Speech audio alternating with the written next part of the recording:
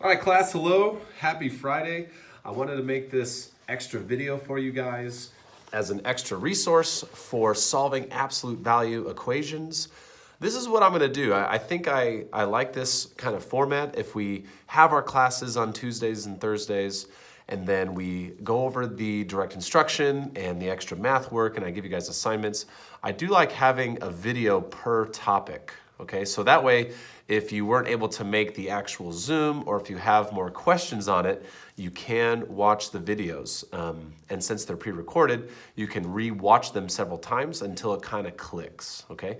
All right, so here we go. We have an absolute value equation. The very first thing I need to look at is what this absolute value equation is equal to.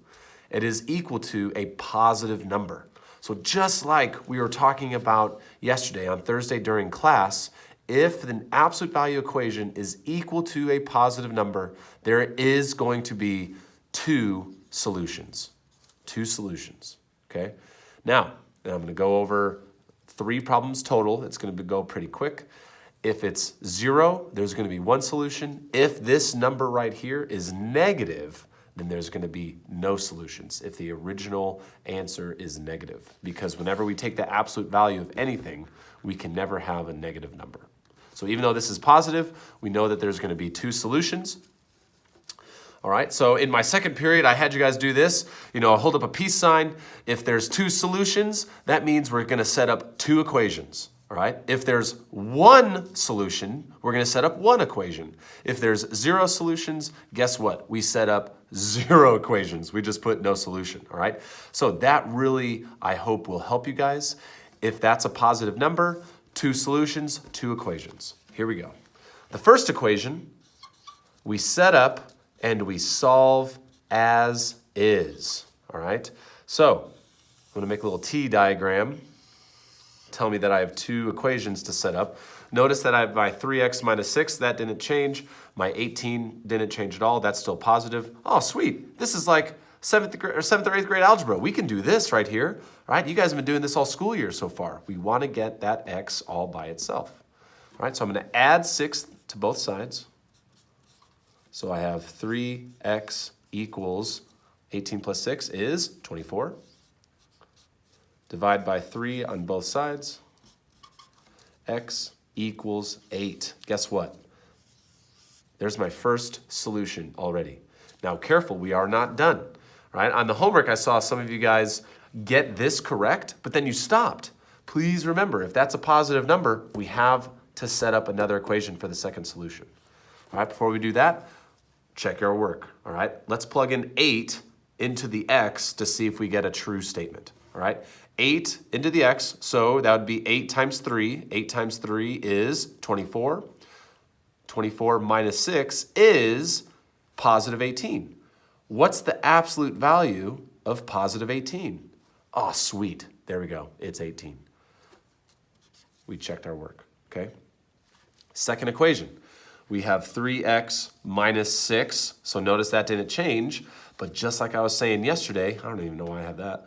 Just like I was saying yesterday, we set up that equation. Now instead of a positive 18, we want to set it equal to a negative 18. Because once again, if this in here equals negative 18, well, the absolute value of negative 18 is also a positive 18, okay? So don't be confused that you're like, oh, I thought you said there were no solutions, with a negative number. That's the original equation, right? So look at the original equation first.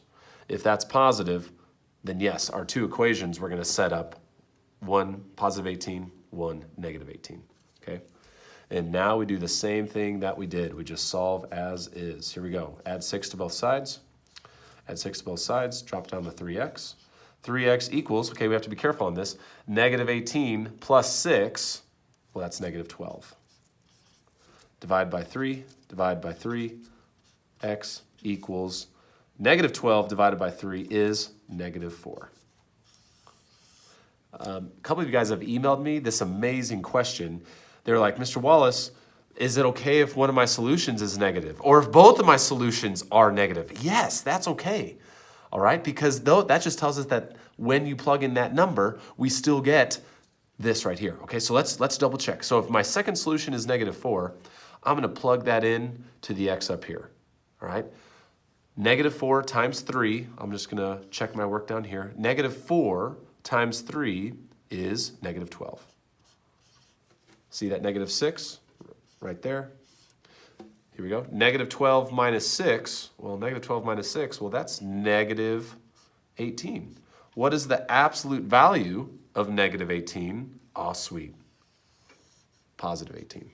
Okay, so boom, boom. And that is how, right now, how we solve our absolute value equation. If that's positive, we have 2 solutions.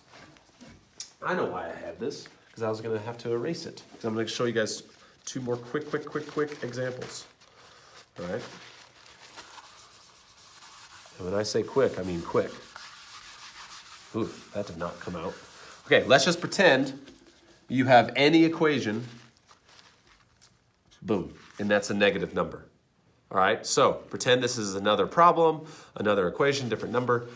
Here we have 3x minus 6. This is the original equation equals negative number, -18. Uh-oh, the original answer to this absolute value equation is negative. So that means that there is no solution. That is all you have to put, okay?